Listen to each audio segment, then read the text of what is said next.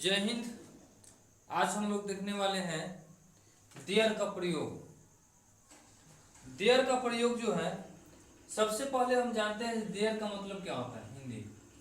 हिंदी में जो है हर एक बुक में लिखा हुआ होता है। जितने भी बुक आज तक हम लोग पढ़े हैं, हर एक बुक में हम लोग को देखने को मिला है देयर का मतलब वहाँ होता है। लेकिन जब मेरे पास सेंटेंस, बहुत सारे ऐसे सेंटेंस आते हैं जिसमें जो है वहां न रहते हुए भी देयर का प्रयोग किया जाता है। अब इस चीज को हम लोग जो है समझेंगे, आखिर क्यों जो है वहां पे जो है वहां न रहते हुए भी देयर का प्रयोग किया जाता है। तो देखिए, जैसे सबसे पहले लेते हैं एक उदाहरण से पहले समझते हैं। रमेश वहां है, तो वहां है तो ये तो समझ रहे जो वहां है तो यहाँ पे जो है देयर का प्रयोग कहीं ना कहीं होगा। लेकिन इसी में जो है ये दो चार सेंटेंसेस है जिसमें जो है वहां का जो है प्रयोग नहीं किया गया, फिर भी जो है इस सेंटेंस को बनाने में देयर का जो है प्रयोग किया गया है। अब देखते हैं, समझते हैं इस चीज को। जैसे रमेश वहां है, रमेश वहां है तो रमेश इज देयर। तो सबसे पहले जो है सब्जेक्ट को हम पहले रखते हैं। तो सब्जेक्ट कौन है? रमेश। तो रमेश को वहां रख दिए। उसके बाद क्या हो गया? वर्ब। तो वर्ब में हो सकता है किसी भी प्रकार का वर्ब हो सकता है, या तो हेल्पिंग वर्ब हो एक्सिलरी वर्ब हो, माने किसी भी प्रकार का वर्ब हो सकता है। तो उसको हम रख लेते हैं ऐसे ही, सब्जेक्ट प्लस वर्ब। और उसके बाद जो है या तो नाउन कह लीजिए या जो है ऑब्जेक्ट कह लीजिए या अदर वर्ड्स जो भी हो। ये जो हो गया मेरा स्ट्रक्चर हो गया। इसी रूल के आधार पर जो है हम देयर का प्रयोग करते हैं। अब जैसे देखिए, अब जो है सेंटेंस में जो है कहीं कहीं हमको सब्जेक्ट भी देखने को नहीं मिलेगा।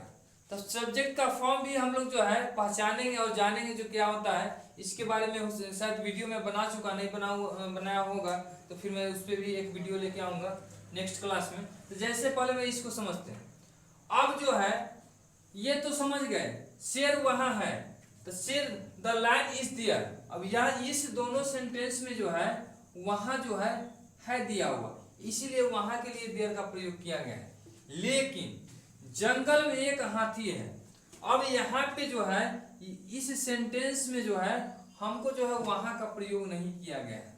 अब बताइए, जब हम लोग ट्रांसलेशन बनाने के लिए जो है बैठेंगे ट्रांसलेट करने के लिए, तो हम लोग तो आज तक पढ़े हुए देयर का यूज वहां होता है जहां वहां लिखा हुआ रहे, ये पढ़े हैं, यही पढ़ाया गया है। लेकिन हकीकत ये है देयर का प्रयोग वहां होता है जहां पे स्थान के बारे में हमको बताता है।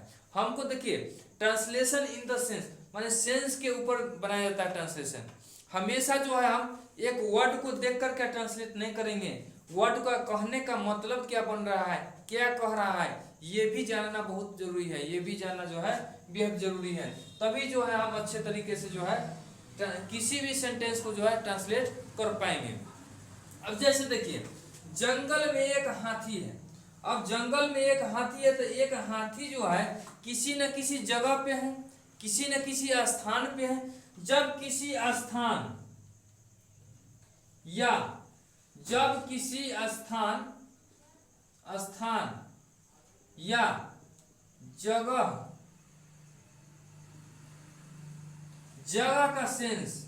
जगह का सेंस किसी भी सेंटेंस में आए, किसी भी सेंटेंस में आए तो वहां भी देयर का जो है प्रयोग किया जाता है। ये समझने के लिए लिख दिए, ये कोई बड़ी चीज नहीं है। जिस सेंटेंस में स्थान जगह का सेंस किसी भी सेंटेंस में आपको देखने को मिल रहा है तो वहां जो है हम लोग देयर का प्रयोग करेंगे। अब जो है जंगल में एक शेर है, तो जंगल जो है कहीं ना कहीं है, किसी न किसी स्थान पे है। हाथी भी कहीं न कहीं है, तो हाथी भी कहीं ना कहीं है तो किसी न किसी स्थान पे होगा, किसी न किसी जगह को लिए जगह पे होगा। तो यहाँ पे जो है जब किसी न किसी स्थान या जगह की बात कर रहा हो सेंस में, तो वहां पे क्या करेंगे, देयर का यूज करेंगे। जैसे अब जो है जंगल में एक हाथी है, जैसे अगर बोलते हैं किसी ने पूछ दिया जो पेट्रोल पंप कहाँ है, इसका क्या, जैसे कि किसी ने पूछ दिया किसी व्यक्ति से ये पेट्रोल पंप कहाँ है, और इसको इंग्लिश में अगर जवाब मिले तो क्या बोलेगा। अगर बगल में ही पेट्रोल पंप है, अगर किसी ने पूछ दिया ये पेट्रोल पंप कहाँ है या यहाँ पे कोई पेट्रोल पंप है, क्या बोलेंगे, देयर इज पेट्रोल पंप। क्योंकि देयर मन पेट्रोल पंप भी एक जगह स्थान को जो है घेर रहा है। जहां पे स्थान घेरने की बात करे, सेंस की बात करे, जो हमारे सेंस जो है जगह की बात कर रहा है, तो हम क्या करेंगे वहां पे जगह का देयर का जो है प्रयोग करेंगे। अब जंगल में एक हाथी है तो there is an elephant in the forest. अब देयर जो है एक स्थान को जो है संबोधित कर रहा है। इज क्या है, एक वर्ब के रूप में है जो हेल्पिंग वर्ब होता है। एन क्या है, एक के लिए यूज किया जाता है, क्योंकि इससे पहले क्या है, वॉवेल। वॉवेल के पहले अगर हम जो है ए के लिए अगर क्या करते हैं, वर्ड को यूज करते हैं, लेटर को यूज करते हैं, क्या करेंगे, एन का प्रयोग करेंगे। ये आर्टिकल में बताया गया, आर्टिकल से अगर आप पढ़ेंगे तो उसमें जो पढ़ाया जाता है। तो यहाँ वॉवेल है, वॉवेल से पहले अगर जो है हम जो है आर्टिकल यूज करते हैं तो उसके लिए एन का प्रयोग होता है। उसके बाद जो है इन द फॉरेस्ट, जंगल के लिए। उसी तरह से दूसरे सेंटेंस है, मेरे गांव में एक राजा था। अब देखिए जब भी हम जो है वर्ब का यूज करेंगे तो किस तरह हम जो है सेंटेंस को देखेंगे।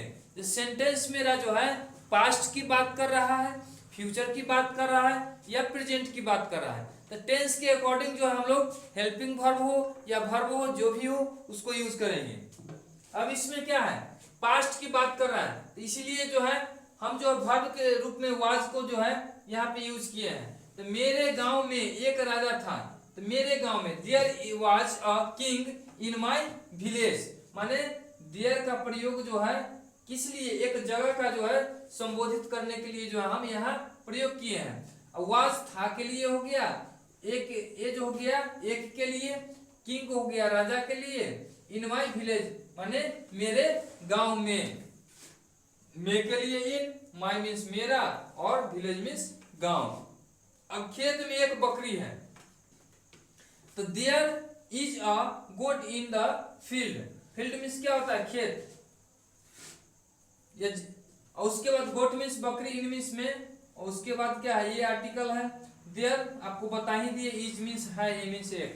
तो खेत में एक बकरी है, there is a goat in the field. अब घर में बाइक है, there is a bike in the room. Room means भी होता है घर और रूम मीन्स भी होता है जगह।